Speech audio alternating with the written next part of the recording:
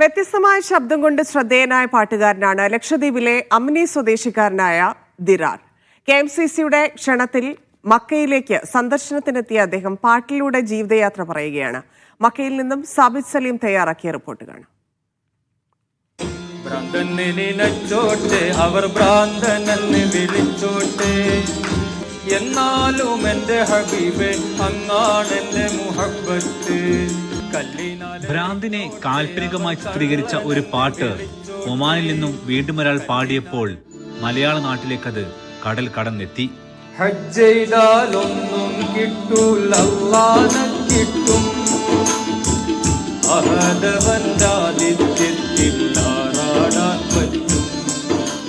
ലക്ഷദ്വീപുകാരൻ ദിറാർ അമിനി. അമിനി ദ്വീപിൽ നിന്നും കടൽ കടന്ന് അദ്ദേഹം പാടുന്നത് ഇപ്പോൾ സൗദിയിലാണ്. മക്കയിലേക്കുള്ള യാത്രയിലായിരുന്നു, മദീനയിലേക്കുള്ള പ്രണയത്തിലായിരുന്നു.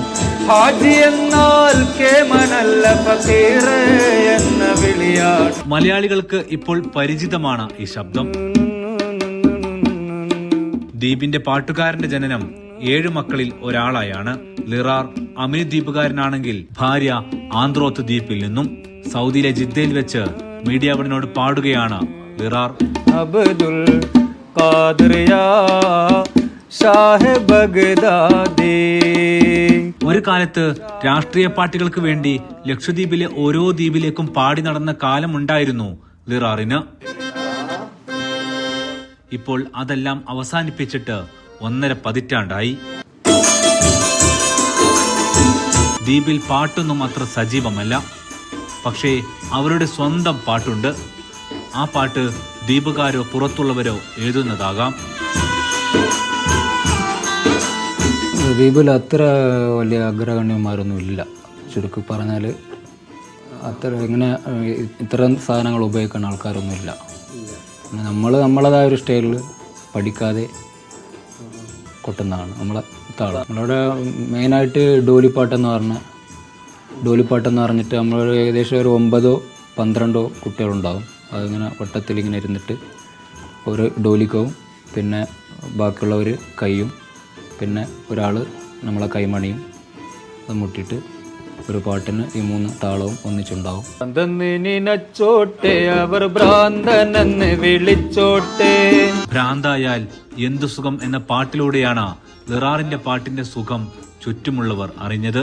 2024 റബീഉൽ അവ്വലിനാണ് ഒമാനിൽ വെച്ചിട്ടാണ്, വാദി കബീർ എന്ന സ്ഥലത്ത് വെച്ചിട്ടാണ് ഞാൻ ആ പാട്ട് ഒരു ഹോട്ടലിൻ്റെ മുന്നിലിരുന്നിട്ട് ഞാൻ എൻ്റേതായ ഒരു സ്റ്റൈലിൽ ഇങ്ങനെ കൊട്ടിയിട്ട് പാടിയതാണ്. ജാബിർ സുലൈം എന്ന് പറഞ്ഞ ആൾ നമ്മളെ കോഴിക്കോട് മലാമ്പറമ്പ് ഇക്കറ ഹോസ്പിറ്റലിലെ മെഡിസിൻ മാനേജറാണ് അദ്ദേഹം, ജാബിർ സുലൈം സാറ്. അദ്ദേഹത്തിൻ്റെ വരികളാണ് അദ്ദേഹം എഴുതി, അദ്ദേഹം തന്നെ ട്യൂൺ ചെയ്ത്, അദ്ദേഹം തന്നെ പാടി.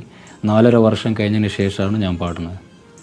ഞാൻ എൻ്റേതായൊരു ശ്രുതിയിലാണ്, സാറ് പാടിയ പോലെയല്ല ഞാൻ പാടിയത്. ഇപ്പോഴും പാടുന്നത് അദ്ദേഹം പാടിയ പോലെയല്ല, ഞാൻ പാടുന്നത് എൻ്റേതായ ശ്രുതിയില്ല. സൂഫി സംഗീതവും ആത്മീയ വഴിയുമാണ് ഇഷ്ടം. ഇഷ്ടപ്പെട്ടൊരു പാട്ടും ഇദ്ദേഹത്തിനുണ്ട്. ദാത്ത് കൊണ്ടതിലാടിടുവാൻ കൊതി വീട്ടിടുമോ ദാദാ മൗല. ഈ ആത്മീയ വഴികളും അതിലൂടെ സഞ്ചരിക്കുന്ന ആൾക്കാരെയും അതിലെ പാട്ടുകളും അവരെ പുകഴ്ത്തി പാടുന്ന അതൊക്കെയാണ് നമ്മളെ ഏറ്റവും ഇഷ്ടം. ദാക്കിറും ഷാക്കിറും ദമ്മതിൽ നിന്നൊളിവേകിയ രാജഗുരു മൗല. ദിക്കിതിലെങ്ങും ദീപമഹാനെ ദിശവെളിവേകിടയാ മൗല. കരുണവറ്റിയ കൽബ് പാടും പാട്ടിലെന്ത് നബി. മദീന കണ്ട് മടങ്ങുകയാണ്. ഉള്ളു നിറയെ പ്രണയം നിറച്ച ഭ്രാന്താണ്. ആത്മീയ വഴിയിലൂടെ ലിറാർ പാടി മടങ്ങുന്നു. ആ ഭ്രാന്തിലെ ഇഷ്ടം കേട്ടവരുടെ ചുണ്ടുകളിലൂടെ ഇതുപോലെ ഒഴുകുന്നു. ഭ്രാന്തനിലച്ചോട്ടെ, അവർ ഭ്രാന്തനെന്ന് വിളിച്ചോട്ടെ, എന്നാലും എന്റെ ഹബീബേ അങ്ങാണ്.